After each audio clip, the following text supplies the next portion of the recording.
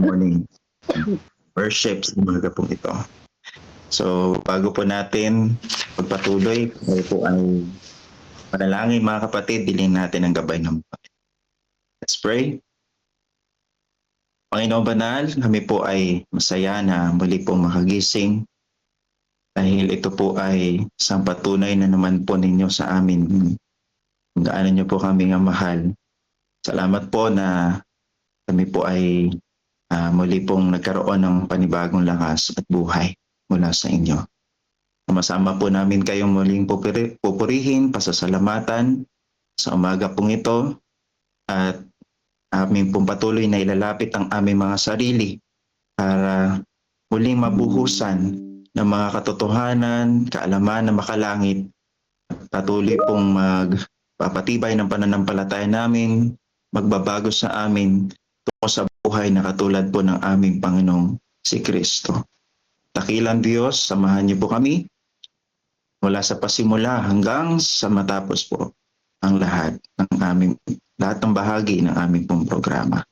At ito pong aming pong dalangin, kalakip na rin po ang paghingi namin ng kapatawaran sa lahat ng nagawa namin mga kasalanan. Iniling po namin ito sa matamis at pangalan ni Jesus.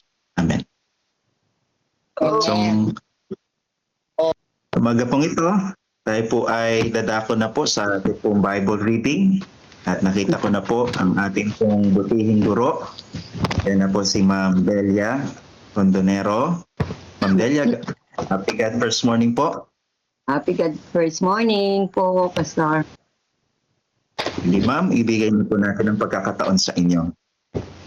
Ang salita ng Diyos na ating pagbulay-bulayan sa umagang ito ay masumpungan sa Psalm 18 verses 1 to 21.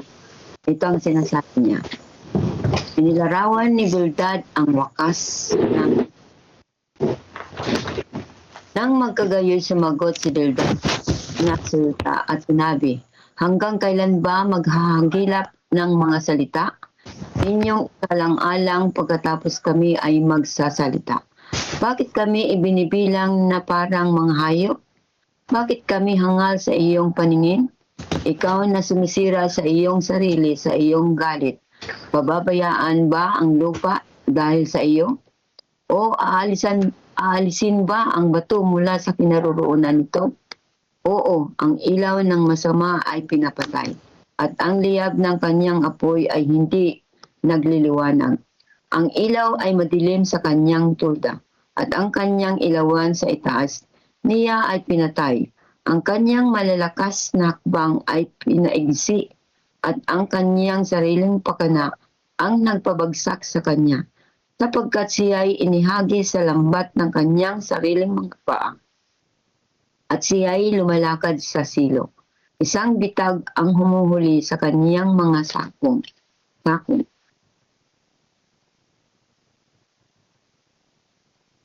Isang silo ang humuhuli sa kanya, ang lubid ay ikinubli para sa kanya sa lupa.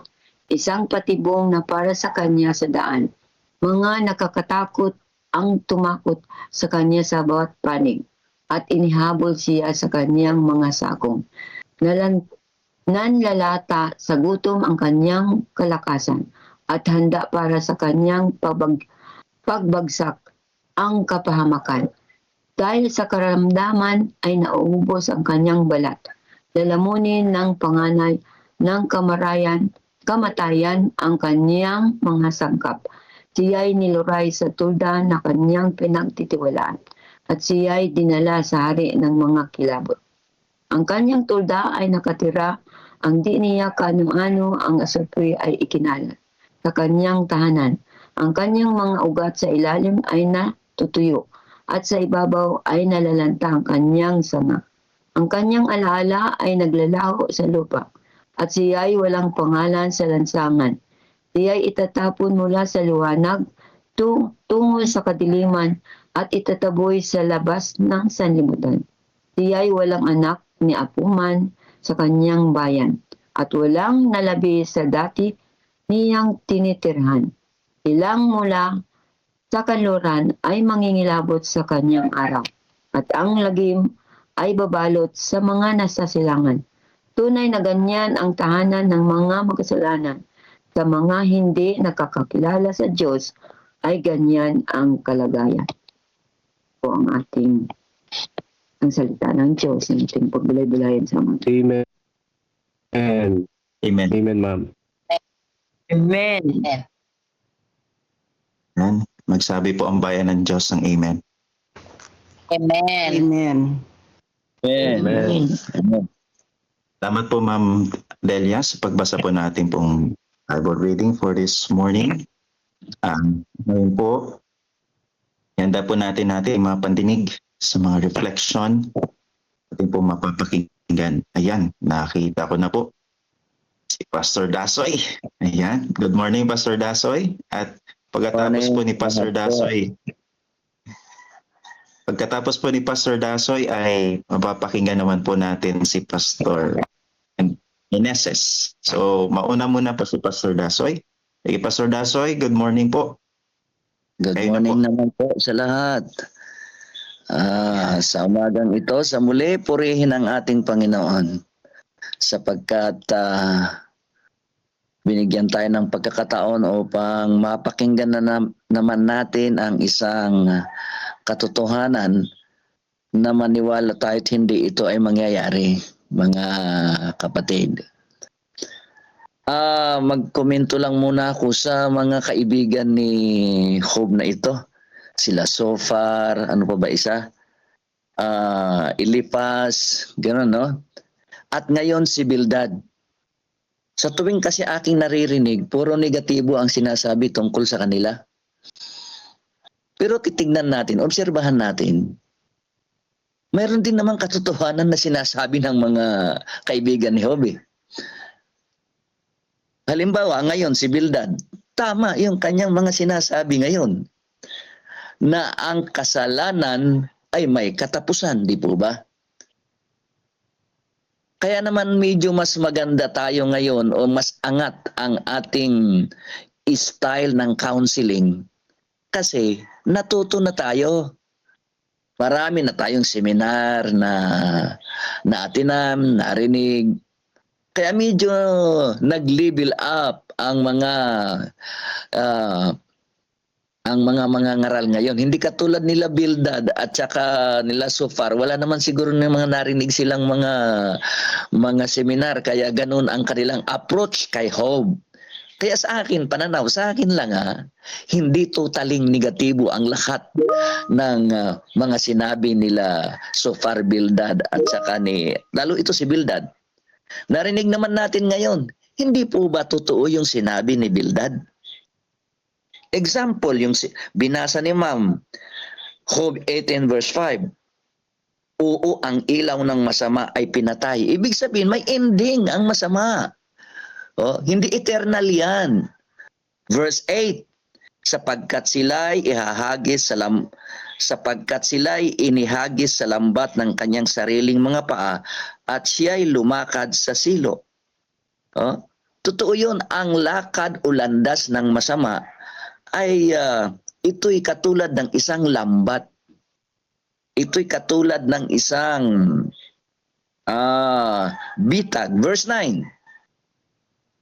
Isang bitag na humuli sa kanyang mga sakong, isang silo na humuli sa kanya. Dito ikinumpara ni Bildad ang landas ng masama, samantalang siya'y naglalakad sa landas na madilim o patungo sa kapighatian at distraction. Na tila baga ang kanilang landas ay parang wala lang.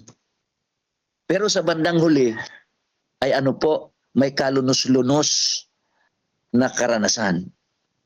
Kasi nakikita ko ngayon, totoo itong sinabi ni Bildad Yung mga masama ngayon, akala mo baliwala lang, di ba? Baliwala lang magnakaw, di ba? Baliwala lang anong tawag dito, sumuway sa 10 utos, katulad ng pagsisinungaling. Tila baga walang bungang kasamaan. Yan, bitag yan. Alam mo yung bitag? kapag kami ng aking kuya sa Palawan ay naglalagay ng bitag para sa mga salabuyo, hindi mo ipapahalata na yan ay masama yung bitag. Kasi kung mahalata ng labuyo, hindi na aapak doon sa silo. Oh, hindi na aapak yun. Ginagawa namin lahat ni kuya, ang lahat ng mga pagkukunwari na parang yung hahakbangan nung wild na chicken, ang tawag, ewan ko kung naintindihan ninyo yung labuyo, ay aapakan niya yun na tila baga walang mangyayari sa kanya. Ganon ang landas ng makasalanan. Kaya si Bildad, in-explain na niya, sige, lakad lang kayo ng lakad, sige, hindi nyo pakinggan ang mabuting balita, sige, ibaliwala ninyo ang salita ng Panginoon. At kung kayo ay lumalakad sa inyong lakad na walang Diyos, na tila baga tutuyain pa ninyo yung mga nangangaral, tignan ninyo balang araw, may isang kalunos-lunos na inyong katapusan. Kaya napakahirap ang landas ng masama sapagkat ito ay tila baga parang bitag. Pagka inapakan na ng labuyo yon, nasilo na ang kanyang paa, ang final niya, napakasarap na sinigang. O, ganun po ang lakad ng masama. Ano po? Ganun po kadelikado. Kaya ngayon pa lang pinagsasabihan na ni Bildad tayo na mga tao na katulad niya na pagkaisip-isipin natin ang ating landas, kung ang landas na ito ay patungo ba sa buhay na walang hanggan o patungo sa kapighatian o sa eternal destruction. 17, verse 17, ang kanyang alaala ay naglaho sa lupa at siya'y walang pangalan sa lansangan. Wala nang pangalan sa lansangan doon sa langit yung mga pangalan ng mga masasamang tao. Enjoy lang sila dito. O, binagbabalaan tayo ni Bildad, kasama tayo dito, na huwag tayong lalakad sa landas ng masama sapagkat pagdating sa langit, wala na ang kanilang pangalan doon. Ay, hindi ho ako papayag noon. Pinaghirapan na ng aking Panginoon ang ating kaligtasan. Bakit ako papayag? Kaya ang maliligtas ngayon, hindi niya pwedeng sisihin ang Diyos. Bakit? Ngayon pa lang may warning na. Kapag kayo hindi nagsisi, kumbaga nagsisirmon si Bildad sa isang taong sa lumalakad sa kasalanan, sa kabila na kanya nang narinig ang pag-ibig, ang biyaya, ang kaligtasan na ginawa ni Kristo, at kanya pa rin itong hindi sinampalatayanan, sinasabi ni Bildad, Job 18 verse 17, wala kayong pangalan sa lansangan ng langit. Verse 18, siya'y itatapon mula sa liwanag tungo sa kadiliman at itataboy sa labas ng lansangan. Tataboy ho tayo katulad ba nung kasal? Pumunta sa kasal pero itinaboy. Kung tandaan po ninyo yun? Yung parabola ng ating Panginoon. Verse 19, siya'y walang anak. Siya'y walang anak ni apo man sa kanyang bayan at walang nalabi sa dati niyang tinitirhan. Kung ikaw ay enjoy sa paggawa ng kasalanan, alalahanin mo verse 19, wala kang anak, wala kang apo, at hindi ka na masumpungan sa iyong tinitirhan. Anong ibig sabihin ng verse 19? Yun na yung binanggit ko kanina. Pag dumating na yung takdang panahon na tuldukan na ng Diyos ang kasalanan, there's no more continuity of sin. Wala nang continuity of sin. Mayroon talagang tuldok ang kasalanan at kailanman hindi na magpapatuloy pagdating ng araw. Bakit po? Ang sabi, wala nang anak. Di ba yung anak siyang magpapatuloy? mga kapatid. Yung apo, sila ang magpapatuloy ng buhay natin. Hindi po ba ganon? Maliwanag po. Kaya sabi rito, siya'y wala ng anak at wala ng apo. Yung landas ng kasalanan, ang taong lumalakad sa landas ng kasalanan at nag-i-enjoy. Tandaan natin, pag tinuldukan ng Diyos yan, wala na forever. Pero sa isang banda naman, ito'y masaya. At ito'y nagbibigay ng inspiration sa atin. Tayo naman na nagsisikap, na sumasampalataya sa Diyos, nagtitiis, mga kapatid ko, at nakatingin sa hinaharap, kaya tinawag na Seventh-day Adventist, naghihintay sa pangalawang pagdating ni Kristo.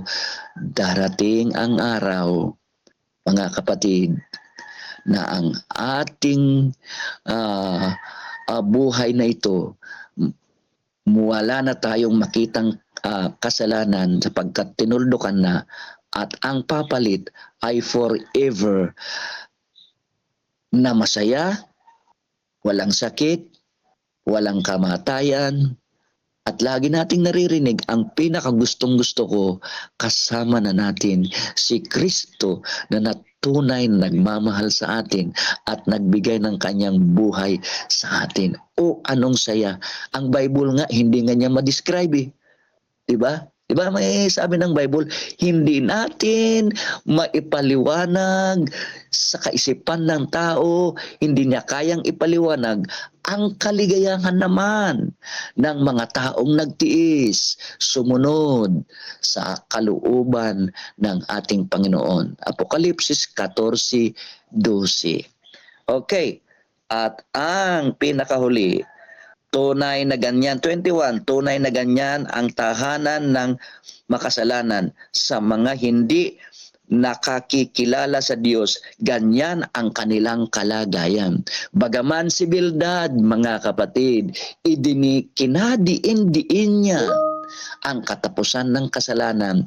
Gusto kong magkaroon ng conclusion sa mga righteous o sa mga banal na sila ang magpapatuloy ng lahi. Magpapatuloy ang kanilang lahi. Bakit? Sapagkat ang buhay makasalanan, mayroon hong itinakdang katapusan, tutuldukan, at kailanman hindi natin makikita ang kaisipan o ang bunga na ng kasalanan. Lahat ay mawala at ang magpapatuloy lamang ang buhay may kabanalan. Mga kapatid, pagpalain po tayong lahat sa umagang ito. Purihin ang Diyos. Maraming salamat po. Amen. Amen. Po, Pastor Das. Amen po mga kapatid. Salamat. Praise the Lord, Pastor Das. Susuan po natin mga kapatid yan. So, praise the Lord po. Praise the Lord. So, napakagandang paalala po na yan sa atin mga kapatid. Namnamin po natin sa ating po mga puso. At bago ko po ibigay kay Pastor Enrico Meneses, ay basahin ko muna po ang mga reflection po dito sa chat box po natin. So, unahin ko muna po ito kay Maria Gina Rojas. Yan, happy God First Morning po sa ating pong kapatid. Sabi po niya rito, inilarawan ang kapalaran ng masama, katiliman, kapahamakan at pagkalipol. Bakit nangyari? Dahil sa kanilang kasamaan at paglayo sa Diyos. Dapat mangyari, manatili sa katwiran, manatili sa katwiran at takot sa Diyos. Ang kanya pong reflection, paalala na ang kasamaan ay may wakas. Ang tunay na seguridad ay nasa Diyos. Ang kanyang tugon po, suriin ang sarili, magpasakop sa Diyos at piliin ang kabanalan. Amen? Wala naman po kay Brother Sunny Talusan, ang Job 18 ay nagtuturo sa atin na huwag agad tayong humatol sa kalagayan ng iba. Minsan ay madaling magbigay ng konklusyon tungkol sa buhay ng iba base lamang sa kanilang nakikita dapat maging maingat tayo at sa ating mga pananalita. Dahil ang taong dumaranas sa problema ay hindi laging nangangahulugan na siya ay pinarorosaan ng Diyos. Maaring siya ay dumaraan lamang sa proseso ng paglago at pagtitiwala sa Diyos. Dapat ay maging mahabagin tayo, magbigay ng aliw at pag-asa at hindi boses ng paghuhusga. Pinakikita din na ang tunay na kalagayan ng tao ay nakikita sa relasyon niya sa Diyos.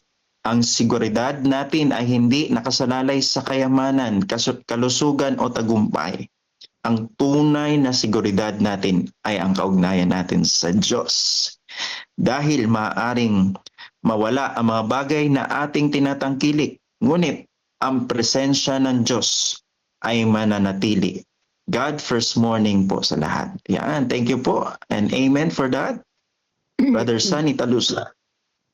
At mula po kay Brother Jonathan Maglonso, happy God first morning po.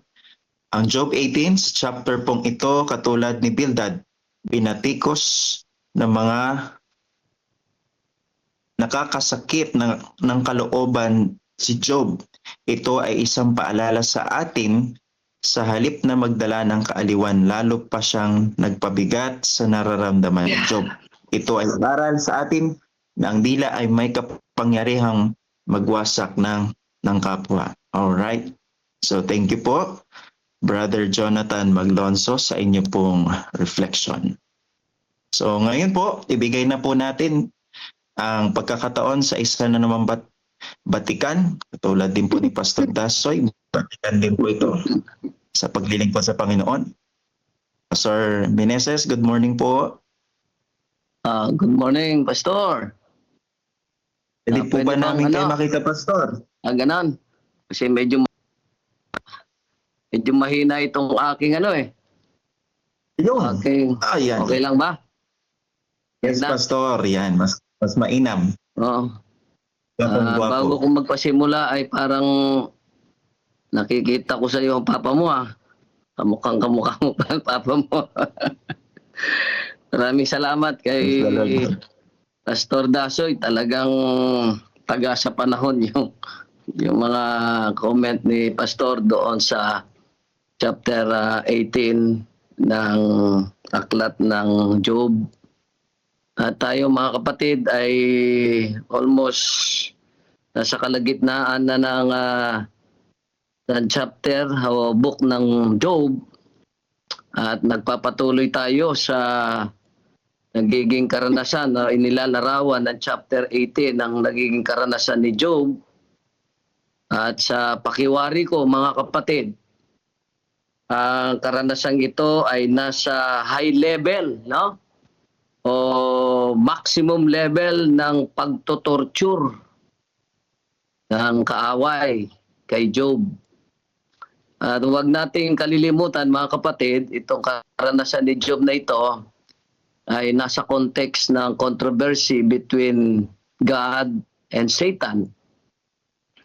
At itong mga karakter na ito ay wala silang nalalaman dito sa pag-uusap na ito ng Diyos at ng kaaway si Satanas. Subalit, sa kabila ng ganito katindi ang pagsubok na ipinaranas ng kaaway kay Job, Job remained steadfast and immovable. Maaaring sabihin natin yung sa aspeto ng buhay ni Job, materially, emotionally, spiritually, physically, socially, no? Wala na yatang alam pang gawin o talagang ibinuhos na ng kaaway ang kanyang makakaya upang si Job ay talagang i-give up niya, mga kapatid, ang kanyang pananalig, ang kanyang pananampalataya sa ating Panginoon. Alam nyo, sa bahagi ni Bildad at sa kanyang dalawang kaibigan, si Sophar at saka si Eliphaz, ay totoo po yung kanilang sinasabi. Meron silang paniniwala yung theory ng retribution. Alam niyo po yung theory ng retribution na ito naman ay talagang kung ating pag-aaralan ng banal na kasulatan, from the very beginning, ito yung nangyayari Kapag ang isang tao ay matuwid at walang kasalanan, yan ay pinagpapala o pagpapalain ng Panginoon. Nagiging masaya ang kanyang buhay. Nagiging panatag, nagiging payapa, at walang anumang bahid ng kasamaan na kanyang mararanasan. Subalit, kapag ang isang tao ay masama at nagkasala, ay yan ay makakaranas ng kaparusahan na galing sa Diyos. Yun yung kanilang nasa kanilang kaisipan. Yun ang theory ng retribution. Which is tama mga kapatid. Ang lahat ng bagay na ginagawa natin, yan ay may kaakibat na bunga. Kasi ang sabi, kung ano man ang iyong itinanim, yun din ang iyong aanihin, mga kapatid. Subalit sa kabilang banda, sa bahagi ni Job, ang pagkakilala niya sa Diyos at yung kanyang pagtatapat sa ating Panginoon. Nasasabi kong ito yung naging pundasyon, mga kapatid, ng kanyang buhay. Tandaan natin yung kanyang pagkakilala, yung kanyang katapatan sa ating Panginoon, yun ang naging pundasyon. Ano yung ginamit ko yung salitang pundasyon? Kasi sa mga itinatayong gusali o bahay, ay napakahalaga yung matibay yung pundasyon, mga kapatid. Ano ho? Kung dumating man yung pagsubok o dumating man yung malakas na hangin o bagyo o baha, pag yung pundasyon ay matibay, ay nananatiling makatayo yan, mga kapatid, katulad na sinabi ng ating Panginoon. Now, ang pinakamahalagang tanong dito, mga kapatid, ay hindi po kung gaano tayo kayaman, hindi po kung gaano tayo katalino, katanyag, kaimpluwensya. Kasi ang lahat ng yan ay lilipas o mawawala. Ang mahalaga ay yung kung gaano natin kakilala ang Diyos at kung tayo'y nabubuhay sa kanyang banal na kalooban. Sa bahagi ni Job, mga kapatid, maaring iniisip niya kahit anong banat, kahit anong sabihin nitong o sinabi nitong kanyang mga kaibigan, sinusuri niya. Alam ko na naniniwala ako na si Job ay sinusuri niya ang kanyang buhay, mga kapatid, na talagang alam niya, siya ang nakakaalam kung siya ay gumawa ng masama, kung siya ay lumalakad sa kasalanan. Sinusuri ni Job ang kanyang sarili. Pero hindi pa rin niya matanggap yung mga sinasabi nitong kanyang mga kasama na nang dahil sa pagdurusang ito ay gumawa si Job ng kasalanan. Bagamat tama ang sinasabi nitong si Bildad sa kanyang mga pangungusap at yung mga nakaraang mga nagkomento sa kanyang buhay na ang masama ay magbubunga ng pagdurusa. Ngunit ang kanilang pagkakamali, mga kapatid, ay yung nag-aakalang si Job ay nagdurusa dahil siya ay nakagawa ng kasalanan. Kaya sabi nga nito ating isang nag-comment, ay napakadali nating maghusga, mga kapatid. No? Katulad nito ang kanyang mga kaibigan, napakadali nilang maghusga na porke nararanasan ni Job itong ganitong karanasan, ay ganun na nga ang kanilang iniisip, ang kanilang conclusion sa kanilang kaisipan na sa atin mga kapatid, hindi po yan ang appropriate time na o mga words na sasabihin natin. Nagdurusa na nga itong tao pagkatapos ganun pa yung kanilang sinasabi. Di ba?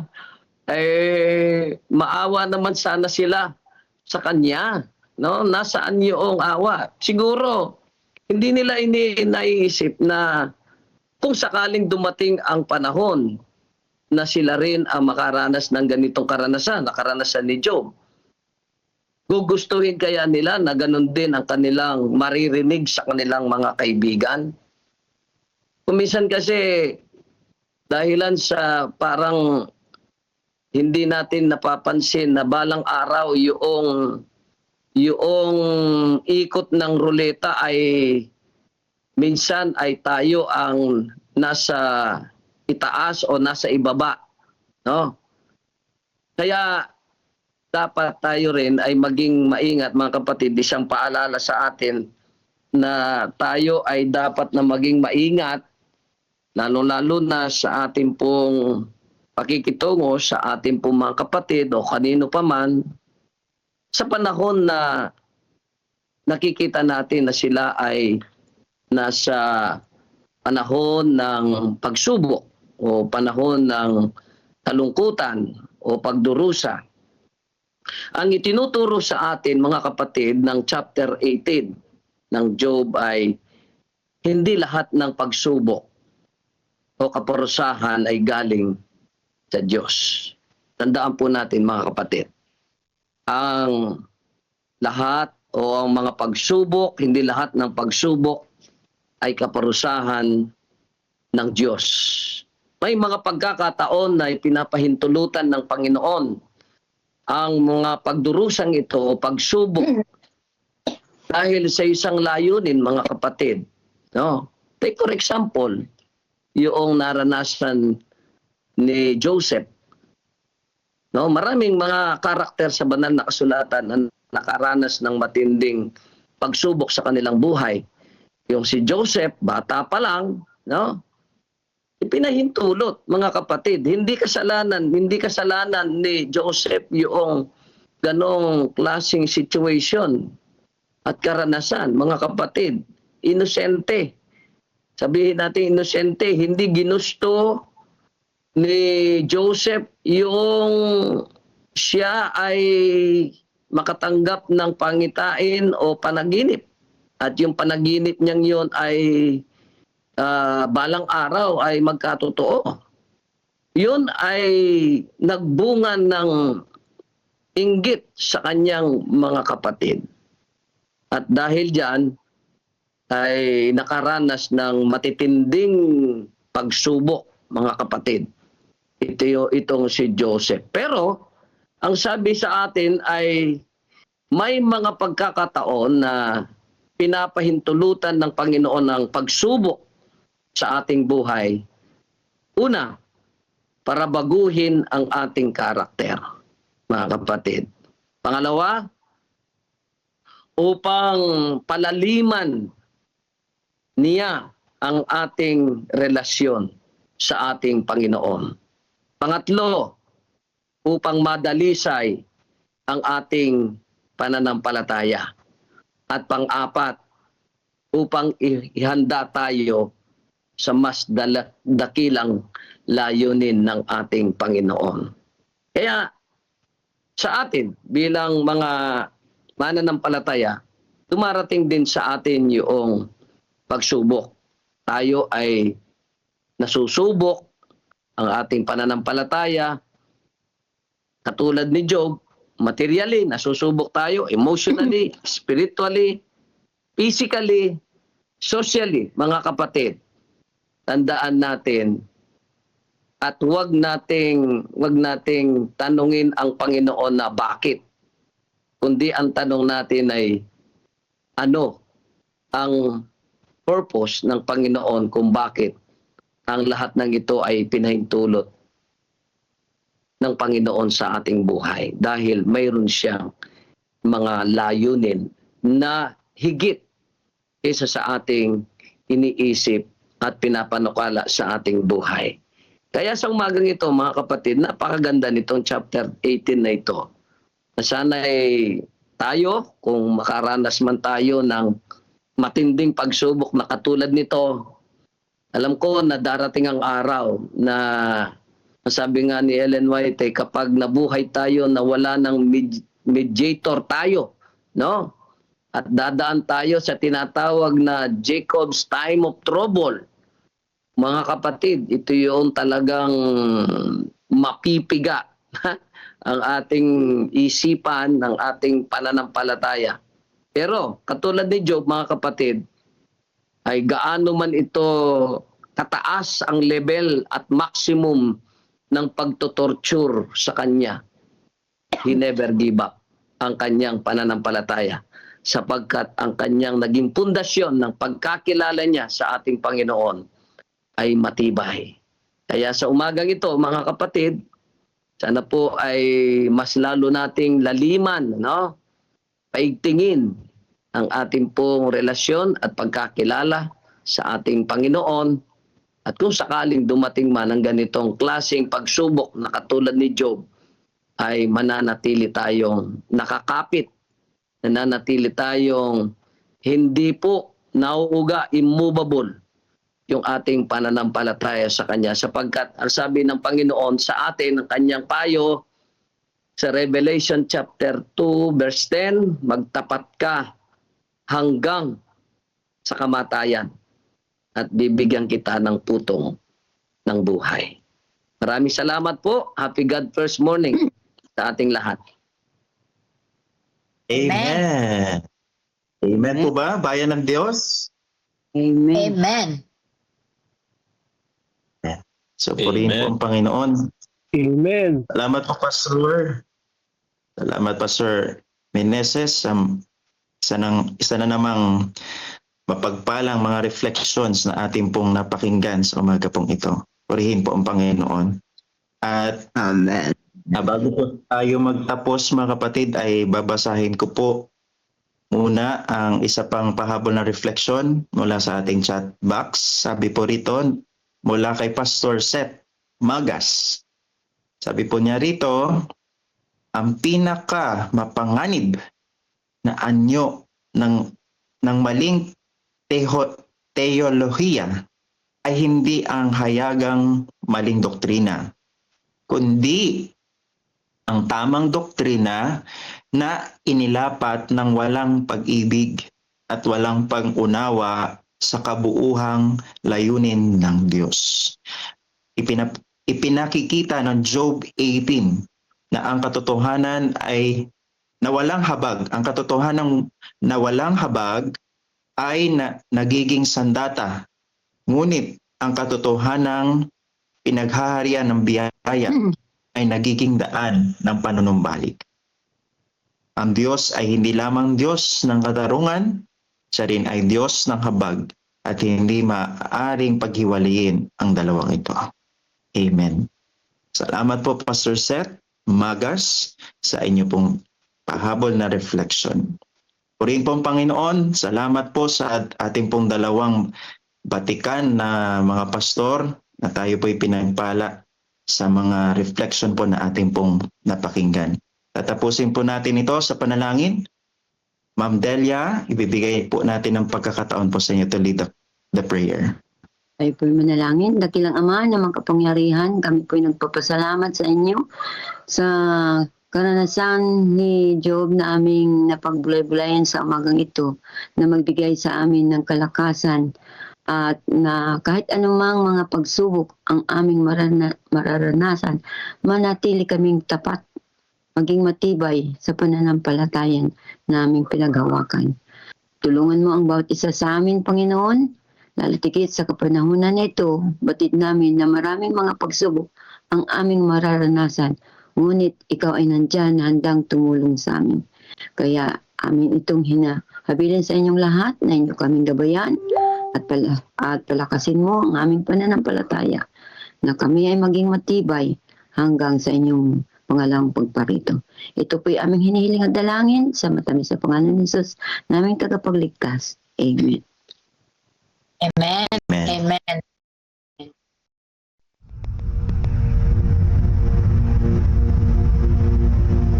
Pagkatapos bumalik ni Jesus sa langit, naiwan sa kanyang mga alagad ang dakilang tungkulin na dalhin ang ebanghelyo sa buong mundo.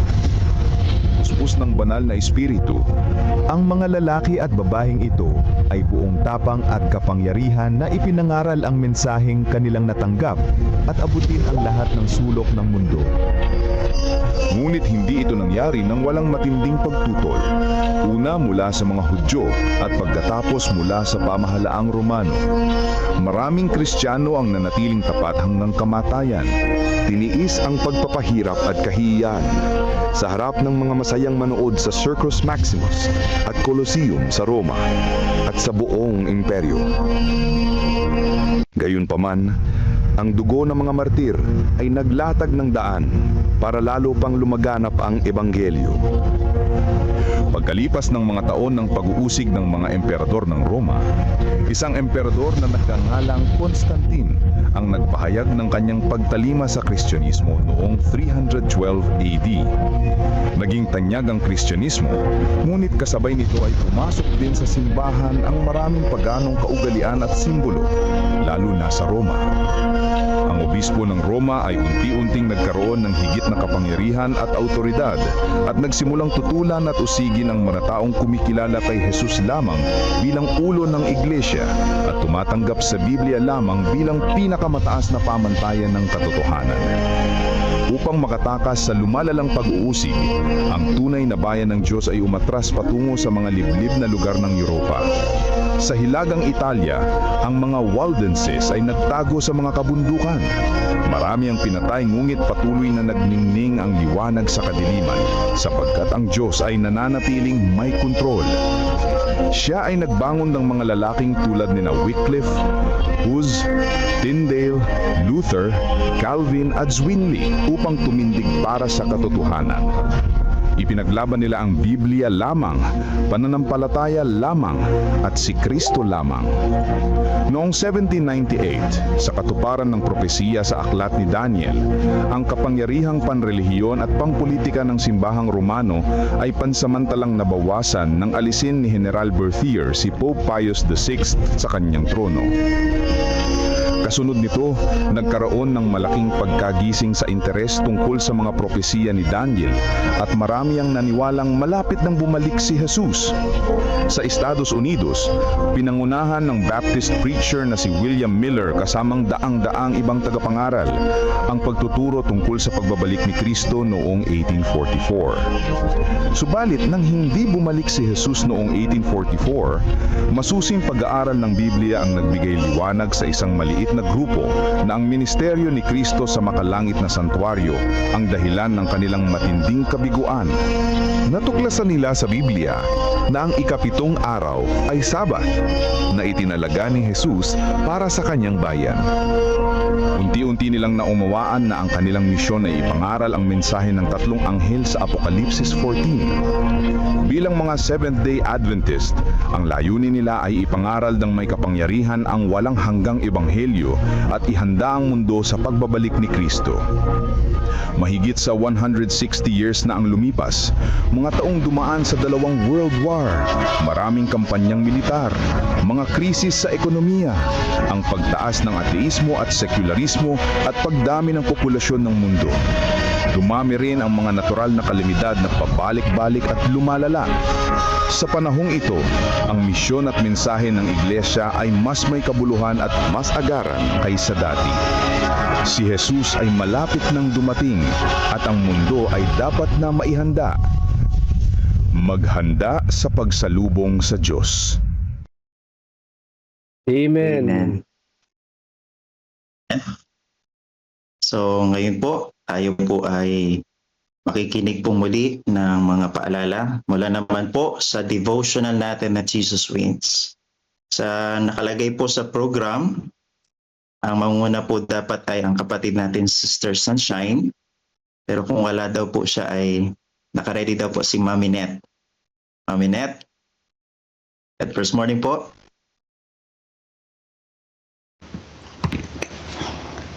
God first morning, Pastor.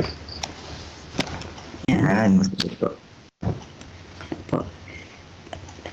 Sige po, tayo ay magpatuloy. Ang ating pong morning devotional sa umagang ito ay ang kanyang pagpapawalang sala. Sabi po sa talata 8:11, hindi rin kita hinahatulan. Humayo ka na at mula ngayon huwag ka nang magkasala. Ako ay napawalang sala. Hindi dahil ako ay walang sala, kundi dahil hindi nagpakita ang pulis. Bumaba ako mula sa bundok patungo sa isang lugar ng construction.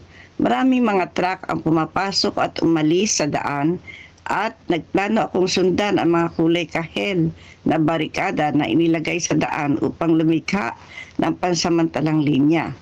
Isang opisyal na nagpapatrolya sa kalsada ang nag-isip na hindi ko ito nagagawa ng tama, kaya pinahinto niya ako at binigyan ako ng tiket.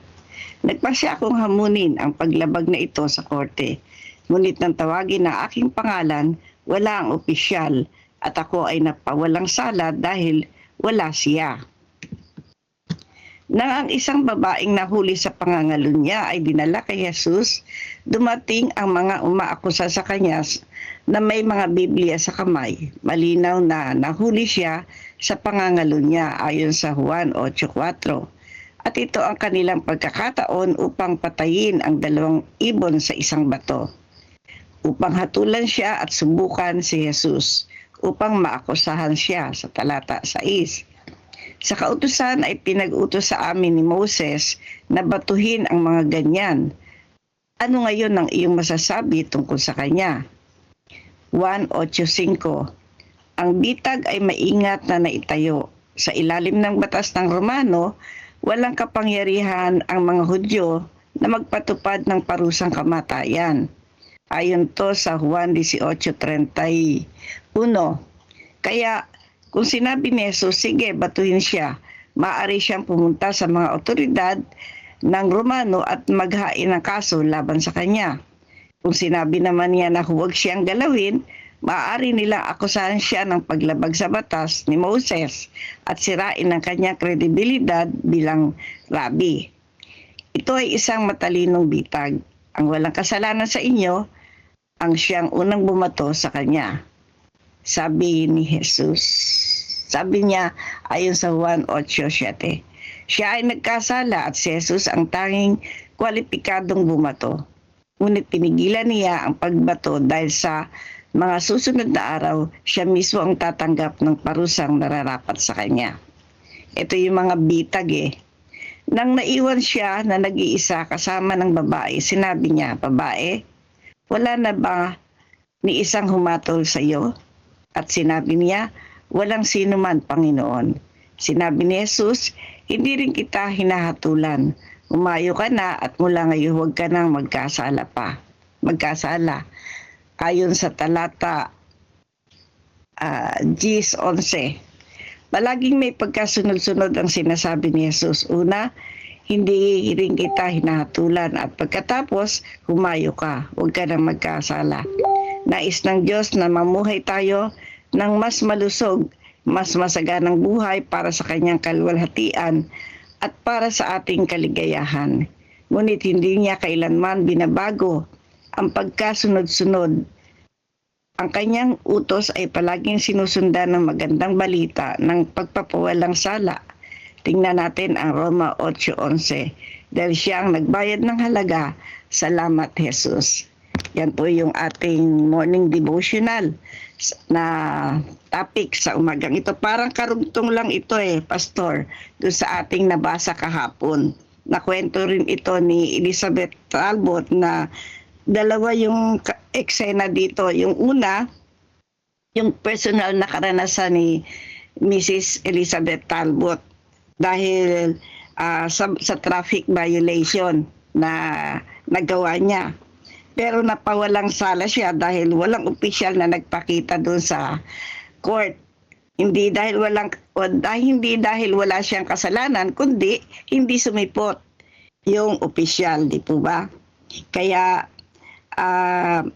ito yung sinasabi na ang ating Panginoon ay ganun din na hindi agad nagbibigay ng hatol, no?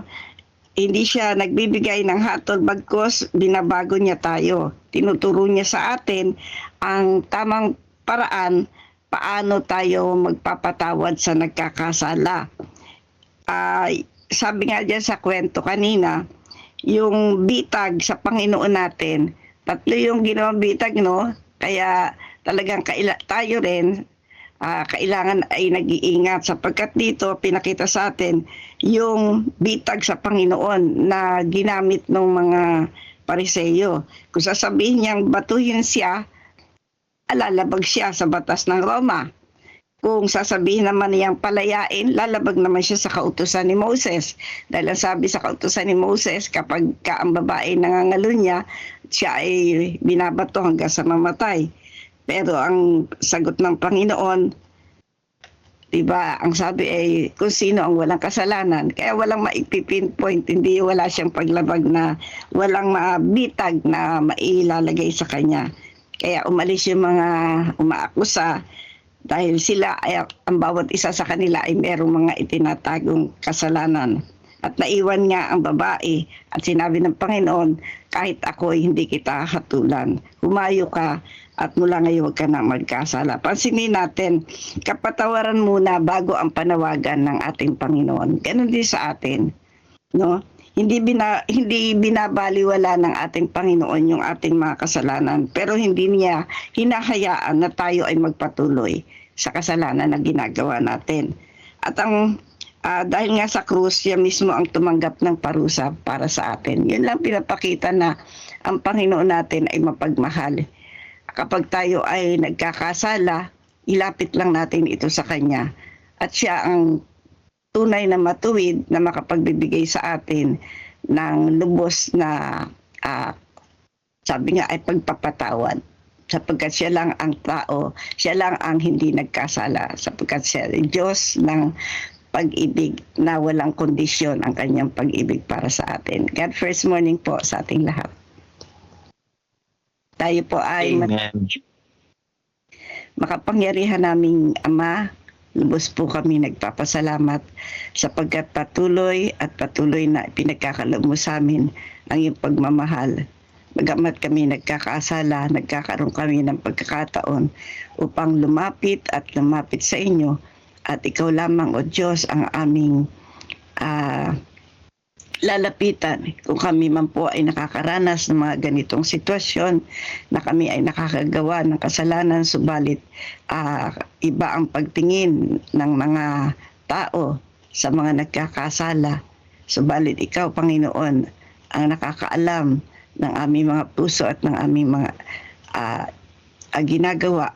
Ikaw lamang po ang karapat-dapat na hingian namin ng tulong, pagpapatawad upang maibigay sa amin ang lubos na kapatawaran. Kami po ay nagpapasalamat sapagkat lagi ka pong nandyan at nagpapaalala sa amin na kami ay huwag nang magkasala pa. Maraming po salamat sa karapatan na ganito, Panginoon. Ito po ang aking samot dalangin sa tanging pangalan po ng Panginoong Jesus. Amen. Amen. Amen.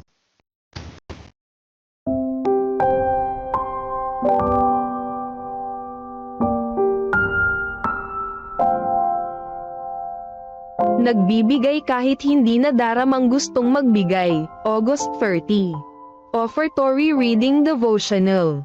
At huwag kayong manghinawa sa paggawa ng mabuti, sapagkat sa takdang panahon ay mag-aani tayo, kung hindi tayo manlulupaypay. Galasya Kapitulo 6 Versikulo 9. Si Malumi ay nakatira sa isang bayan sa kanlurang probinsya ng Zambia, kung saan doon ay napakaraming isda. Partikular niyang nagustuhan ang Zambezi River Red-Breasted Bream. Ang isdang ito ay paborito niya. Ganun pa man, sa tuwing bibili siya ng mamahaling isdang ito ay may dumarating siyang hindi inaasahang bisita. Kaya hindi may iwasang may kasalo siya sa hapagkaninan sa tuwing kakain siya nito. Ang paulit-ulit na pangyayaring ito ay nagdala ng pagkabalisa sa kanya. Isang araw, bumili siya ng isang malaking red-breasted bream, at maingat na ipinirito ito gamit ang sarili nitong mantika. Excited na sana siyang kumain sa lamesa, subalit bago ang kanyang unang subo ay biglang may kumatok sa pinto. Nag-atubili muna siya ng ilang saglit at nag-aalangan kung pagbubuksan niya ang kumakatok na hindi inaasahang bisita at pakainin o magkunwaring hindi niya narinig ang katok at magpatuloy sa pagkain. Sa wakas, nagpasya siyang papasukin ang bisita, tapos ay pinagsaluhan nila ang pagkain. Ang bisitang ito tuwing tanghalian ay dumarating. Ganun pa man, natuklasan ni Malumi na habang nagpapatuloy siya na magbahagi ng kanyang pagkain sa mga tao, nawawala ang kanyang hindi mabuting pakiramdam. Hanggang dumating ang panahon na hindi na siya nasisiyahan sa pagkain ng walang kasalo. Panawagan. Tulad ni Malumi, hindi natin dapat hintayin na makadama na maging masaya muna bago magbigay. Ang ganoong sandali ay maaaring hindi dumating. Sa halip, sa pamamagitan ng patuloy na gawain ng pagbibigay, na pagtatagumpayan natin ang pagkamakasarili na madalas ay nagdadala sa atin ng hindi masayang pakiramdam. Alalahanin na ang pagbibigay ay nagdadala ng maraming pagpapala kaysa pagtanggap. Gawa Kapitulo 20 versikulo 35. Sa pagbabalik natin ng ating mga ikapo at mga pangakong handog ay ilagay natin sa huli ang ating mga hangarin, at unahin ang Diyos. Amen. Amen. Amen po. So, Amen. pagpapatuloy natin mga kapatid, tayo po'y muling makinig sa paalala po mula sa Council on Stewardship. Tayo po'y pangungunahan ngayon ng ating pong butihing pastor, Pastor PJ Rodrigo. Pastor PJ, good morning and happy God First Morning po. Happy God First Morning po sa ating lahat, mga kapatid. Yan, so ako'y humingi ng pasensya sa lahat dahil maingay po yung mga palaka sa aking paligid, no? Dahil malapit kami sa fish pond. Yan. Sa umagang ito, mga kapatid, aking isi-share ang subtopic, no, ng Councils on Stewardship. Ang title po ay Grudging Gift, a Mockery to God. Before ako magsimula, bigyan ko kayo, mga kapatid, ng isang text na makita natin sa 2 Corinthians chapter 9 verse 7. Ang sabi dito, magbigay ang bawat isa ayon sa ipinasya ng kanyang puso. Huwag mabigat sa loob o dahil sa kailangan, sapagkat iniibig ng Diyos ang magbigay ng masaya. So, mga kapatid, ito po ang kung ating titingnan ang subtopic na ito ay napakaganda basahin dahil sa ipinabatid sa atin, mapatid, no, ang tunay, no, na pagbigay, lalong-lalo na sa ating mga handog, no, papunta sa ating Panginoon. Naalala ko nga, kapatid, ang isang story ng isang bata na lalaki nung siya ay nagbigay ng regalo sa kanyang ina, no, nung karawan ng kanyang ina. So, nung inabot niya ito, mga kapatid, ang regalo, napakaganda ng pagkabalot. Ngunit habang ibinigay niya ito, sinabi niya sa kanyang nanay, "Ma, no, Nay, ito lang ang inaisip kong ibigay sa karawan mo. Dahil pinilit lang po kasi ako ni tatay na magbigay ng regalo para sa iyo. So, sana, Nay, ay huwag sanang mag-isip pa na ako'y magbigay ulit dahil ito lang ang aking makakaya." So, Sa inyong palagay kaya mapatid, ano ang nararamdaman ng kanyang nanay? So, kung ating titingnan, mas mahalaga kaya ang regalo na ibinigay ng bata o ang puso ng bata, mapatid, ang mas mahalaga? Actually, mapatid, ganon din sa ating Panginoon, no? Ganon din sa ating Diyos. Hindi lamang niya tinitingnan, mapatid, ang halaga ng ating ibinibigay, kundi ang kung ano ang nasa puso po natin ang kanyang tinitingnan. Kaya sa ating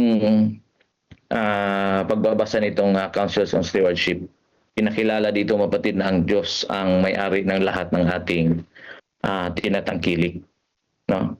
Sabi nga ng awit 24:1, ang lupa ay sa Panginoon at ang buong nilalaman nito. Kaya wala tayong may bibigay sa Diyos, mapatid, na hindi muna binigay ng Diyos sa atin. So ibig sabihin, nauna ang Diyos na nagbigay, nagpapala sa atin.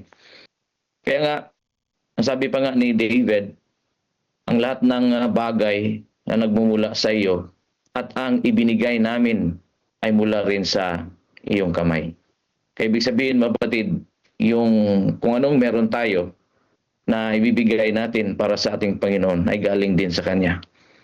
Kaya mas maganda, mapatid, no? Pinakilala at pinabatid sa atin na yung ibibigay natin sa Panginoon na handog ay talagang nagmumula sa ating puso.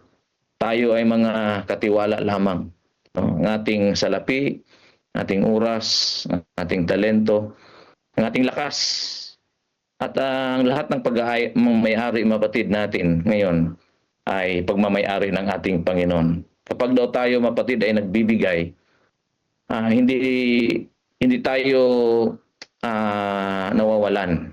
No? Baka iba kasi iniisip na sayang, no?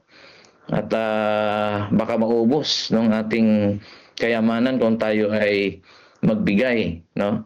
So ibinabalik lang daw po natin, mapatid, no, ang bahagi na kung saan pinagkatiwala ng Panginoon sa atin.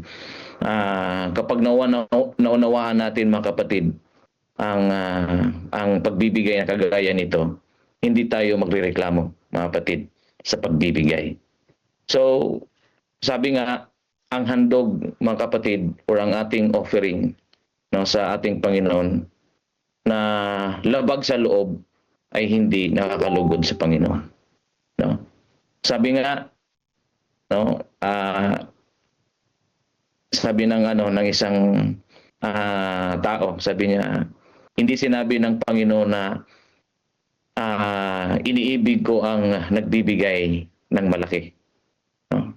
So baka isipin natin na gusto ng Diyos na malaki ang ibigay natin sa Kanya. Ang sinabi ng Panginoon, mapatid, iniibig ko ang nagbibigay ng masaya.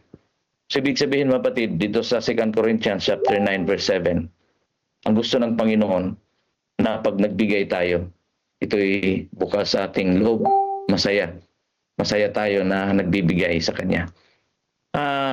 Sa Counsels on Stewardship, mapatid, sinabi ni Ellen G. White, mas mabuti pang huwag na lamang magbigay, no, kaysa magbigay ng labag sa loob, no? So matindi, mapatid, no? Dahil sabi pa dito, sapagkat kung nagbibigay tayo ng ating kayamanan nang wala ang espiritu ng pusang loob, no, ating kinukutya ang Diyos. So, yun ang pinakamatindi, mapatid.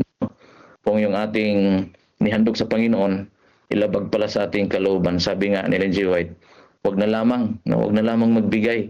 Kung gayon ang ating laman ng ating puso. So, napakalalim, mapatid, ng pahayag na ito, no, na ni Mrs. Ellen G. White. No, bakit ito pangungutya sa harap ng Panginoon? No? Dahil para bang sinabi natin, mapatid, na Panginoon, no, kukunin mo itong pera ko, no? Pero ayaw ko naman talagang sanang ibigay eh. Parang ganun ba? No, parang ganun ang iniisip natin. Kaya hindi mahalaga, mapatid, ang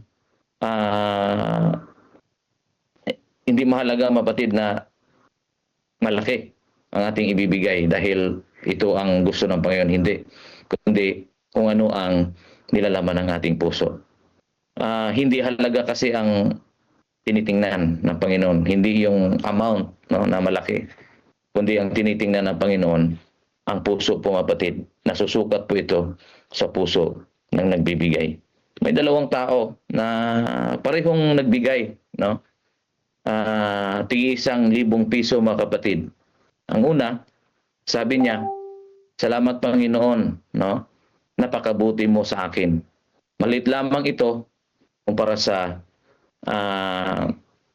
kabutihan na pinagkaloob niyo po sa akin."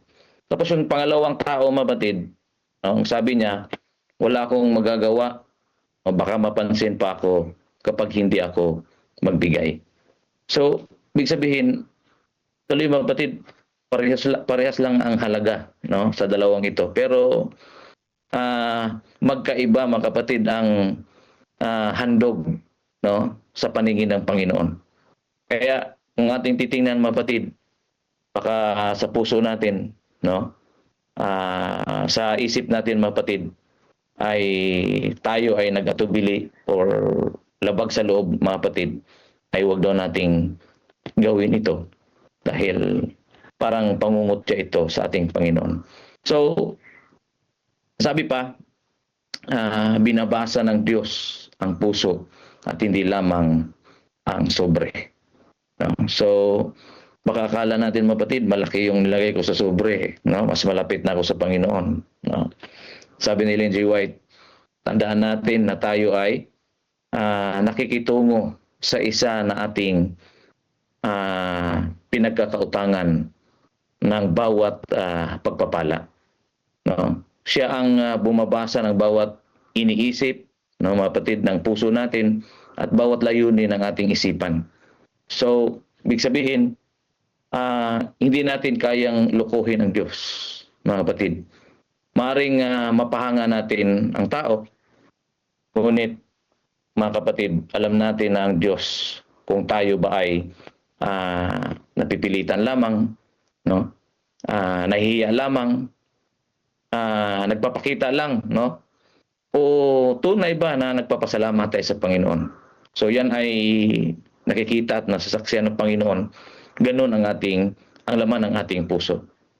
Sabi nga ng banal na kasulatan, ang tao ay tumitingin sa panlabas, ngunit ang Panginoon ay tumitingin sa puso. Kaya dinagdag pa mga kapatid, na ang Diyos ay hindi umaasa sa ating pera. No? So, ibig sabihin, aanhin ng Panginoon, no, yung pera, mapatid, na meron tayo. Napakayaman ng ating Panginoon. No? Ito ang isang katotohanan kasi, mapatid, na dapat nating tandaan. Hindi nangangailangan ang Diyos ng ating salapi upang magpatuloy ang kanyang gawain. No? Na kung saan ganun ang ating iniisip. Kung gugustuhin niya, mapatid, kaya niyang magpadala ng mga anghel, no, na gagawa, mapatid. No, kaya niyang gamitin ang ibang tao, no? Kaya niyang alisin tayo sa pagkakataon na kung saan binigay niya sa atin ito, sana tayo sana ang gagawa. Pero kaya sana niya, mapatid, na gamitin ang mas handang maglingkod, no, sa kanya. Kaya sinasabi, mga kapatid, sa aklat ng Councils on Stewardship, sa loob ng libu-libong taon ay gumawa ang Diyos, no, sa pamagitan ng mga tao. Ngunit maaari niyang alisin ang makasarili, no, mapagmahal sa salapi at sakim, no. So yun ang sinabi ng Councils on Stewardship. Hindi siya nakasalalay, mapatid, sa ating kayamanan, no? So napakalaking babala ito, mapatid, no, sa bawat isa sa atin. Ang pagbibigay ay hindi pabor, no, sa Diyos. Ito ay pribilehiyo para sa bawat isa sa atin, mga kapatid.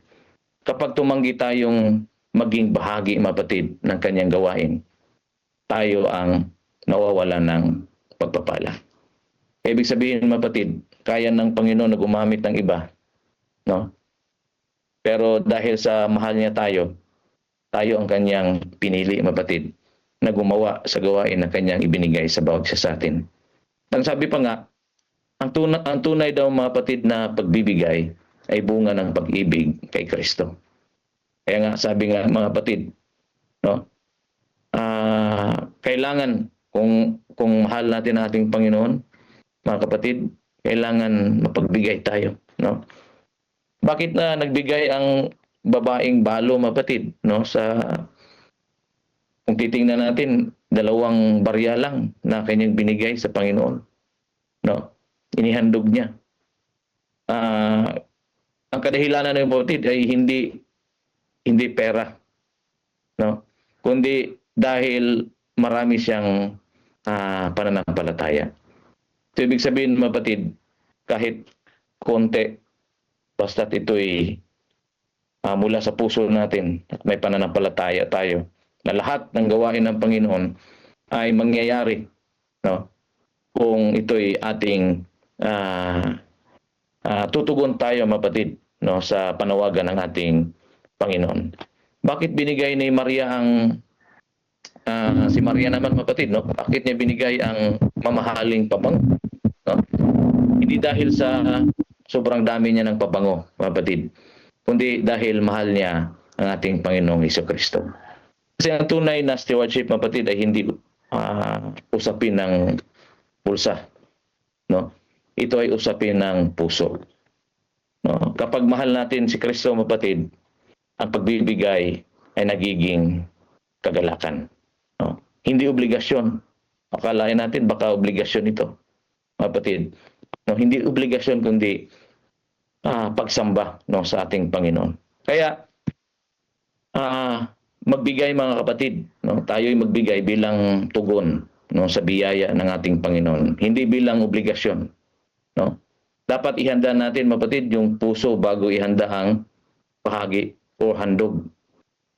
Kasi mahirap, mapatid, no, kung magbigay tayo ng handog na hindi handa ang ating puso na ibigay ito. Mahirap, no? So, dapat huwag natin ikumpara ang halaga ng ating ibinigay sa iba, no? So, isa pa dyan, dapat magpasalamat na binigyan tayo ng Diyos ng pribilehiyong maging kabahagi ng kanyang gawain. At alalahanin natin, mapatid, na ang Diyos ay tumitingin sa puso higit kaysa laki ng handog, mapatid, na ating ibibigay sa Panginoon. So, ang pinakamalaking handog, mapatid, na ibinigay ay hindi salapi. Ito ay walang iba kundi ang ating Panginoong Hesukristo. Sabi nga ng John 3:16, no, sapagkat gayon na lamang ang pag-ibig ng Diyos, no, sa sanlibutan, kaya binigay niya ang kanyang bugtong anak, mapatid, no, dahil sa pagmamahal ng Diyos sa atin. No, hindi niya binigay ang Diyos ng labag sa kanyang loob, no? Hindi niya binigay si Kristo, mapatid, na labag sa loob ng ating Diyos. Nagbigay siya ng may pag-ibig. Kaya gusto niya, mapatid, na ganon din tayo, no? Kung ganon ang pag-ibig ng Diyos sa atin, mapatid, no, ganon din dapat ang ating ibibigay sa Kanya. Mapatid, naway ang ating mga handog na salapi, no, panahon, mga talento, at buong buhay, mapatid, ay hindi maging bunga ng pamimilit, no, kundi ng puso na may pusong puno ng pasasalamat at pag-ibig, no, sa Kanya. Kaya malaking katanungan, mga kapatid, sa atin, sa bawat isa sa atin ngayon. Ako ba ay nagbibigay dahil napilitan lamang? O nagbibigay ba ako dahil mahal ko ang Diyos? No? So, isa sa mapatid, no, na dapat tanungin natin yung ating sarili kung paano tayo magbigay sa ating Panginoon. Nais lang kasi ng Panginoon, mapatid, na hindi lamang ang laman ng ating kamay, kundi ang laman ng ating puso. Huwag nating gawing isang pangungutya, mga kapatid, sa Diyos ang ating handog, no? Sa pamamagitan ng pagbibigay ng labag sa loob, no? Sa halip, mga kapatid, ay ialay natin ang ating sarili ng buong kagalakan, sapagkat ang Diyos ay unang nagbigay ng lahat, no, para sa bawat isa sa atin. In conclusion, kapatid, no, na ang bawat isa ay naway maging tapat na sa ating Panginoon, at pag tayo ay nagbigay, naway hindi ito labag sa ating loob, dahil ang Diyos ay handang ibuhos ang kanyang pagpapala sa bawat isa sa atin kung ang bawat isa ay tapat sa Kanya. God first morning po sa ating lahat, mga kapatid.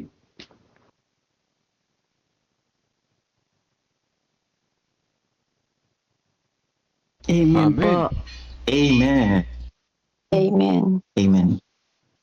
Amen. Amen po, mga kapatid. Amen. Amen. Magbigay, magkaloob at magbalik ng may masayang puso. Damdamin po natin ang mensaheng yan, mga kapatid. At sa pagkakataong ito, tayo tutungo na sa ating pong prayer. Pangunahan po tayo ni na Pastor Dasoy. Pastor Dasoy, kayo po ang maglilid po sa ating adoration and confession. Andyan po kayo, Pastor. Yes, Pastor, I'm here. Pastor Dasoy. Yes po, Amen. I'm here listening. At sa Thanksgiving. Yes po, yes. At sa ating pong Thanksgiving and supplication ay si Pastor Meneses po. Ay Pastor Seth. nagtataas po ng kamay si Pastor Jerry. Sige po, Pastor Jerry. Pastor, nasaan kaya yung yung mga Parang nagtaas po ata ng kamay si Pastor Jerry. Pastor, Tinan ko po sa chat po, Pastor. Sa messenger niyo chat po. ng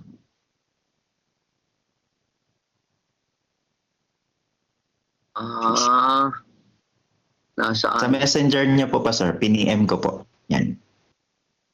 Sa personal? Pwede na po ba? Sa personal Opo, PM po, mo, Pastor. sa aking Sa personal messenger niya. sa ano mo? Ayun.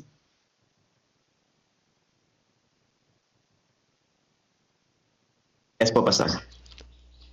Nagtaas ng kamay si Pastor Jerry.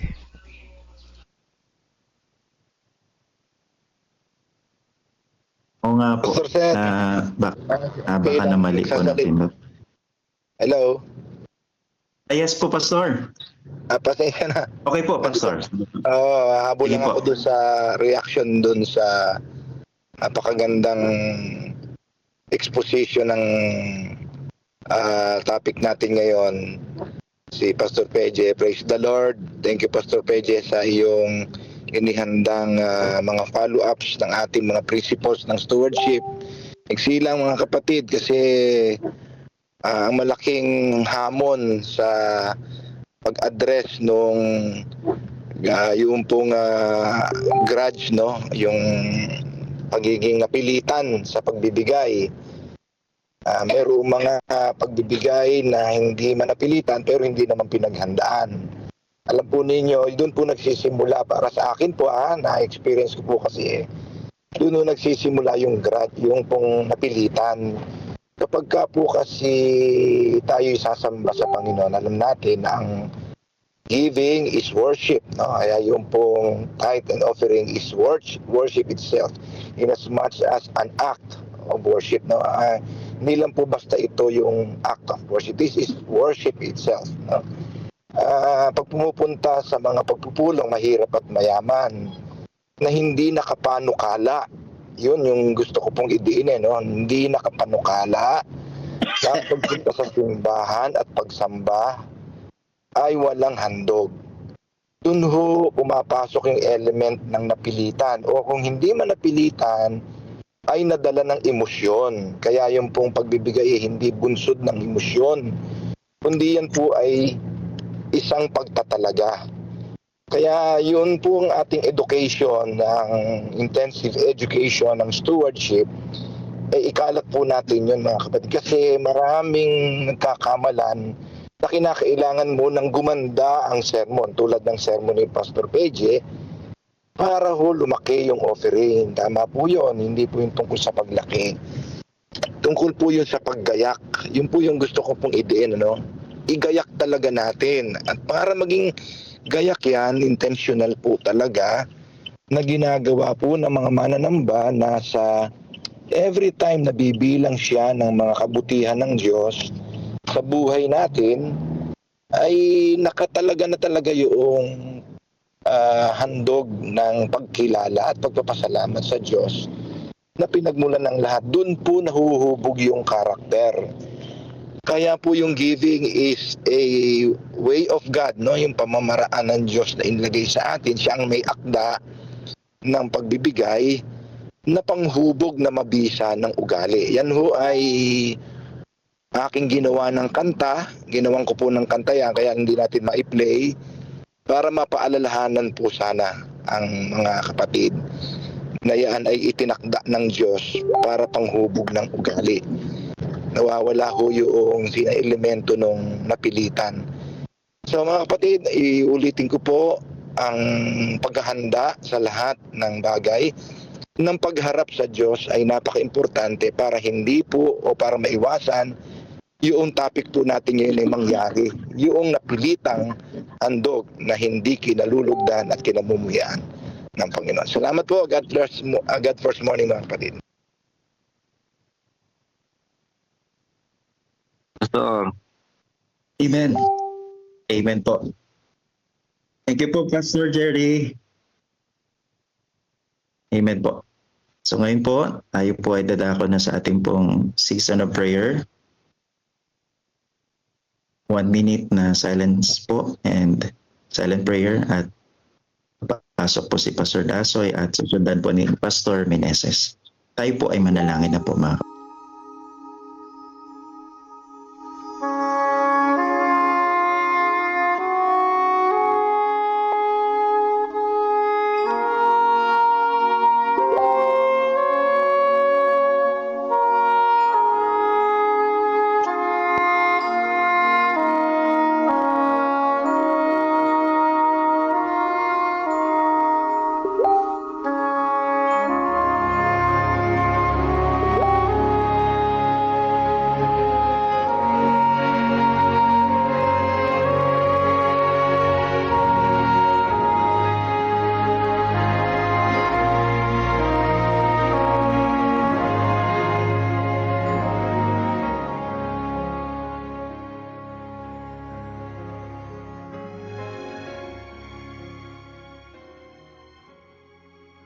Kahangahangang Diyos, purihin ang iyong pangalan dahil sa panibagong araw, panibagong paglilingkod. Purihin ang pangalan mo dahil sa panibagong pagpapala at panibagong hamon ng buhay. Purihin ang pangalan mo, dakilang Ama, dahil nangako ka na kami ay iyong sasamahan hanggang sa dulo ng aming buhay. Matthew 28 verse 20. At higit sa lahat, dakilang Ama, purihin ka sapagkat ikaw ay tapat, ganap, walang pagkukulang. Sa kabila nito, kami na inyong mga anak ay mahihina, maraming pagkukulang, nakakagawa pa rin ng kasalanan. Ipagpatawad po. Huwag lang kaming patawarin, Ama, kundi tulungan nyo kaming mapagtagumpayan na namin ang mga kahinaan na ito at lumago kami sa pamagitan ng iyong biyaya. Lahat ng ito ay aming pinagkakaloob sa iyo at idinudulog sa iyo. Tanggapin nawa sa pangalan ng inyong anak na si Jesus. Masaya naming ipinagpapatuloy, Panginoon, ang aming pong pananalangin sapagkat mayroon po kaming kapayapaan at kapanatagan at katiyakan na ang aming paglapit na ito ay inyo pong kalulugdan sapagkat mayroon kayong pangako, Panginoon. Kung ano man po ang aming hihingin sa banal na pangalan ng aming Panginoong Yesus, ito ay inyong diringgin ayon sa iyong banal na kalooban. Salamat, Panginoon, sa pribilehiyong ito na kami ay makalapit muli sa banal na luklukan ng biyaya ng aming Amang nasa langit. At sa pamamagitan ng aming Panginoong Yesus na siyang namamagitan sa amin, ganun din po ang kapangyarihan ng banal na Espiritu upang ang aming mga panalangin at mga hibik na ito ay maidulog sa luklukan ng biyaya ng aming makapangyarihang Diyos. Salamat po ng marami, Panginoon, sa mga salita ng buhay na amin pong napagsalu-saluhan, at kami po, Panginoon, ay nakinabang, na-enlighten ang amin pong mga kaisipan upang ang mga prinsipyong ito at mga katotohanan ay magsilbing gabay po namin sa aming araw-araw na buhay, upang ang buhay po namin ay inyong maiangkop sa banal na kalooban ng aming Amang nasa langit. Sa pagpapatuloy po, Panginoon, ang aming pong pananalangin, nais ko pong idalangin, Panginoon, si Pastor Seth Pablo, si Sister Delia Ondonero, si Pastor Dasoy, ang inyo pong lingkod, si Sister Net Lazaro, si Pastor PJ Rodrigo, 10 na po ng amin po mga sambahan yan na kinakatawanan ng bawat isa sa amin. Maraming salamat po, Panginoon, sa inyo pong mabiyayang pagkikisama at pag-iingat. Salamat po sa mga pagpapala. Maraming salamat sa kaligtasan na patuloy mong ipinararanas sa bawat isa sa amin. Marami din po salamat sa mga pagsubok, sa mga problema na inyo pong ipinapahintulot upang kami po ay lalong magtiwala. Ilapit namin, isuko namin ang aming mga abang sarili, sapagkat sa ganang amin, Panginoon, wala po kaming magagawa. Subalit yayamang ang lahat ng bagay na ito ay inyo pong ipinapahintulot. Katulad po ng sinabi ni Apostol Pablo, all things work together for good for those who love God. Maganap po at mangyari ang inyong banal na kalooban, mahal na Diyos. Hindi po ang aming kalooban. Idinadalangin ko po, Panginoon, lahat ng aming po mga kapatid, kasama na po ang nais pang makinig at sumubaybay sa aming pong programang Daily Spiritual Empowerment, God First Morning and Missional Evening.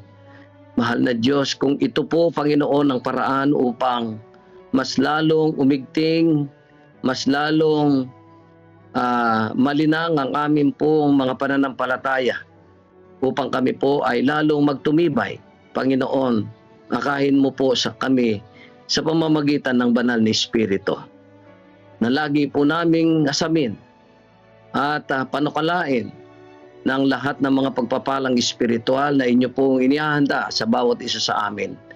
Amin po itong hangarin na masagap namin tuwing umaga at tuwing gabi, upang ang aming mga pananampalataya, Panginoon, ay lalong magbunga ng kabanalan, upang lalong maging matibay, hindi lamang sa panahon nito, kundi sa darating na mga panahon. Amin din pong idinadalangin, Panginoon, ang project po ng aming pong misyon, ang Every Church Builder Program, na ang programang ito, Panginoon, ang layunin po ay upang ang headquarters ng inyo pong misyon dito po sa CLPM ay sa lalong madaling panahon sa tulong, pagtutulungan ng mga kapatid at sa mga taong gagamitin pa po ninyo. Ang layunin na ito ay magkaroon po ng kabanalan, magkaroon ng katuparan. Mahal na Diyos, ikaw ang bukal ng maraming pagpapala. Hindi po sapat ang mga contribution po namin. Subalit, kung inyo pong makita sa amin pong mga puso ang banal na layuning ito na mayroong kasagraduhan at sinsirong kaparaanan, Panginoon, alam po namin na ito po ay may tatayo sa itinakda ninyong panahon ayon sa iyong banal na kalooban. Amin din pong isinasama sa aming panalangin ang Disaster Church Training of Trainers sa darating na July 17 to 18. Panginoon, nawa ang lahat po ng mga nag-registered na mga kapatid po namin sa pagdating ng mga takdang panahon na ito ay inyo pong iingatan sila sa kanilang paglalakbay upang makarating silang ligtas sa lugar na kung saan idadaos ang training na ito upang maging pagpapala sa bawat isa ang programang ito at upang mapaghandaan po namin anumang kalamidad na maaaring maranasan po namin. Idinadalangin din po namin, Panginoon, ang evangelism with PAPCO sa Pasong Bangkal San Ildefonso, Bulacan sa June 28 at July 28. Panginoon, pagpalain niyo po ang mga nangunguna sa evangelism na ito. Pagpalain din po ang aming po mga kapatid. Patuloy po ninyo ang kasangkapanin. Pagkalooban niyo sila ng kapangyarihan ng Banal na Espiritu upang ang mga tao na kanila pong pinaglilingkuran, Panginoon, mabuksan ang kanila pong puso't isipan, makilala nila kayo bilang kanilang Panginoon at personal na tagapagligtas. At sa bawat bahagi ng teritoryo ng Central Luzon Provinces Mission na kung saan ay ipinangangaral ang mabuting balita, ang mga laiko po namin, ang mga pastor po namin, ang mga teachers, mga pastor po namin, o ano pa mga ahensya na inyong gagamitin upang ang pangangaral ng Ebanghelyo sa amin pong teritoryo, Panginoon, ay maging mabunga at may laganap ang pabalita ng kaligtasan. Hindi lamang po sa aming teritoryo, maging sa buong mundo, Panginoon, na kung saan ang inyong panawagan sa inyong iglesyang nanabi na ipangaral ang Ebanghelyo ng kahariang ito sa pagpapatotoo sa lahat ng bansa at kung magkagayoy, darating ang wakas. Mahal na Diyos, kagalakan po namin ng bawat isa sa amin ay makisangkot, makibahagi sa gawain ng pangangaral na ito. Panginoon, amin din pong idinadalangin ang pamilya po ng mga naulila ni Brother Emerson Parcon. Panginoon, maging malapit po kayo sa kanila sa mga panahon ng pagdadalamhati at kalungkutan. Ang ministeryo po ng Banal na Espiritu nawa ang siyang kanila pong maranasan. Bigyan sila ng matibay na kalooban at pananampalataya higit sa lahat upang ang kalungkutan ito balang araw sangayon sa iyong panukala ay suklihan niyo ito ng di masayod na kagalakan. Amin din pong idinadalangin, mahal na Diyos, ang aming pong mga kapatid na sa ngayon ay mayroon pong nararanasang karamdaman. Akin pong idinadalangin si Elijah Manaluz, Sir Lori La Chica, si Brother Jerry De La Cruz, si Brother Wilfredo Nepomuceno, si Marcos Espiritu, Sister Aida Santos, si Brother Daniel Salvador, Sister Aurea Galang, Sister Charlie Manukay, si Sister Winnie Katubay, Brother Joseph Buenafe, Sister Laisa Marie Banyaga, Sister Gloria Ancheta, Sister Feli Gochoco. Akin din pong idinadalangin ang akin pong biyanan, Sister Beth Miranda. Gandun din po si Marjorie Miranda, si Leia Sulite, at ang mga kapatid po namin, Panginoon, na batin ninyo na mayroon silang iniindang karamdaman sa kanilang physical na pangangatawan. Mahal na Diyos, naway idampi po ninyo ang makapangyarihang kamay ng aming Panginoon na siyang umubog sa katawan, lupang katawan ni Adan at ni Eva. Ikaw rin po nawa, O Diyos, ang magpala sa kanila. Anuman po ang mga pinagkukunan o pinanggagalingan ng kanila pong karamdaman, mahal na Diyos, ikaw po nakakaalam. ikaw rin na makapagbibigay ng sapat na kagalingan at mailapat ang kagalingan sa kanila pong physical na pangangatawan. Maraming salamat po, Panginoon, at pagpalain din po ang aming po mga administrators, mga directors, sa pangunguna po ng aming po mahal na Pangulo, si Pastor Jerry Estabillo. Pagpalain niyo po, Panginoon, pagkalooban niyo sila ng karunungan na nanggagaling sa inyo upang sa kanila po ang pangunguna sa gawain po sa aming pong misyon. Ito po ay magbunga ng tagumpay ng inyong banal na gawain. Lahat ng aming pong mga iglesia, Panginoon, pagpalain mo po, mahal na Diyos. Sa umagang ito, ipanabang mo po sa amin ang kapayapaan, katiyakan na pag-iingat ng inyong mga piling angeles. Ang mga kapatid po namin natutungo sa kanila pong mga kanikanya mga gawain, mga paglalakbay, kanila pong mga paghahanap buhay, ang kanila pong mga pananim, anuman po ang pinagkukunan ng pangkabuhayan ng aming pong mga kapatid. Mahal na Diyos, iparanas mo po ang masaganang pagpapala na inyong ibubuhos upang ganun, kung sa gayon, Panginoon, sila rin po ay makatulong ng malaki sa pagpapalawig ng iyong banal na gawain, mga proyekto sa aming po mga iglesia at ganun din sa aming misyon. Panginoon, maraming salamat po sa inyo pong walang sawang pagtugon at pagtanggap sa aming po mga panalangin. Laki po ang patawaran na paghingi namin ng tawad sa lahat ng aming mga kasalanan at pagkukulang. Maraming salamat sa bendisyon ni gagawad sa bawat isa sa amin. Ito po ay aming dalangin sa pangalan po ng aming Panginoong Yesus. Amen. Amen. Amen. Amen. Amen. Amen. Amen.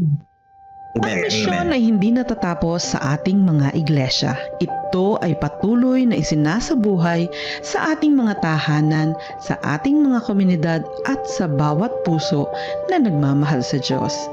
Ngayon, tinatawag tayong lahat na makiisa sa isang dakilang adhikain. Building up for mission. Ang Central Luzon Provinces Mission ay naglulunsad ng isang pambihirang pagtutulungan, ang CLPM Headquarters Development Partnership Campaign. Hindi lamang ito tungkol sa pagtatayo ng isang gusali, kundi sa pagtutulungan ng mga anak ng Diyos upang itayo ang tahanan ng misyon. Isang lugar kung saan uusbong ang mga programa, manggagawa at paglilingkod para sa kaharian ng Diyos. Sa ilalim ng unang pamamaraan na tatawaging 5,000 Families for the Mission Home, inaanyayahan ang bawat pamilya na maging katuwang sa gawaing ito bilang isang Mission Home partner. Layunin nating magkaisa bilang isang malaking pamilya sa pananampalataya. 5,000 pamilya na magpapahayag ng pagsuporta sa pamamagitan ng 1,000 piso bawat buwan sa loob ng isang taon. Ang bawat pamilya ay maaaring makibahagi sa iba't ibang paraan. Una, sa tithes and offering envelope na ilalagay sa others bilang CLPM Headquarters Project. Sa bank deposit o CLPM online giving, at ikatlo sa payroll deduction para sa mga CLPM workers na nais ding maging kabahagi sa programang ito. Ang mahalaga ay sama-samang paglahok dahil sa Diyos, bawat pamilya ay mahalaga. Bilang pagkilala, ang bawat Mission Home Partner ay tatanggap ng Mission Home Partner Plaque at ang kanilang mga pangalan ay itatala sa Wall of Faith ng bagong CLPM Headquarters. Ang mga iglesyang magpapakita ng lubos na pakikibahagi ay kikilalanin bilang Faith Builder Churches. Sa bawat quarter, tayo ay magtitipon sa pasasalamat upang ipagdiwang ang mga kwento ng pananampalataya sa mga panalangin ng pag-asa at ang kabutihang ginawa ng Diyos sa ating kalagitnaan. Ito ay higit pa sa proyekto. Ito ay pagkakaisa. Higit pa sa kontribusyon, ito ay partnership sa misyon ng Diyos. Building up for mission, every family a builder. Amen.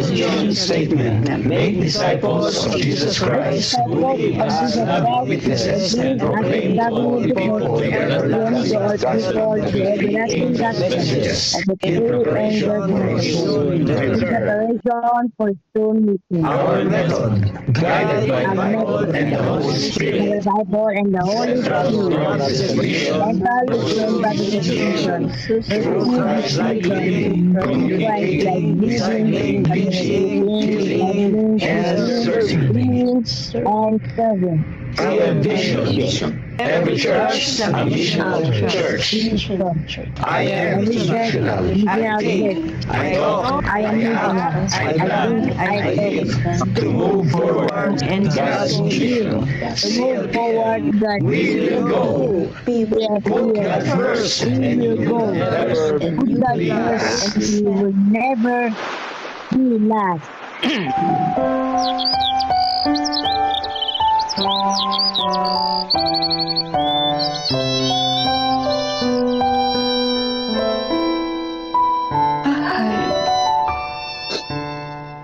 Kapag kay Kristo'y tayo'y magtatapat,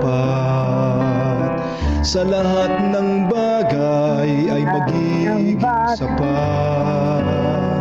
Sa bawat oras naman patnubay, tiyak nakakamtin walang hanggang buhay. Ang Diyos ay nangako sa mga taong tapat, sa lahat ng bagay ay magiging sapat. Atin siyang purihin sa lahat ng oras, awit ng pagluwalhati ating itaas.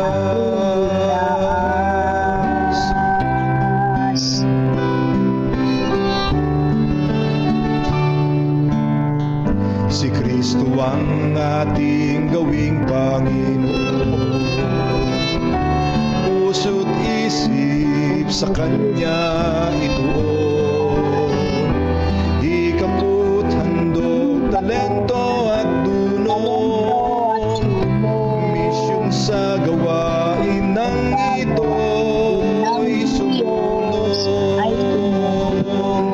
Ang Diyos ay nangako sa mga taong tapat, sa lahat ng bagay ay magiging sapat. Atin siyang purihin sa lahat ng oras, awit ng pagluwalhati ating itaas.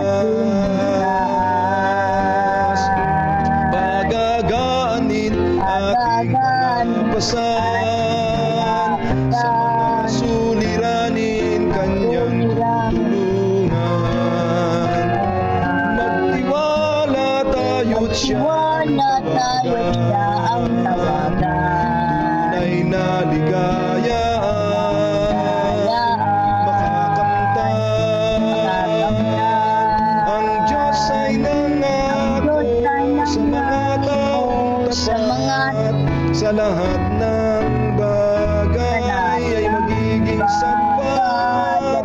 Atin siyang purihin sa lahat ng oras, awit ng pagluwalhati ating itaas. Papurit walhati sa Kanya itaas.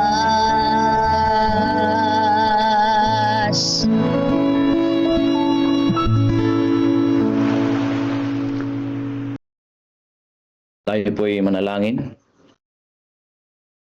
Makapangyarihan naming Panginoon, salamat sa iyong walang hanggang kabutihan.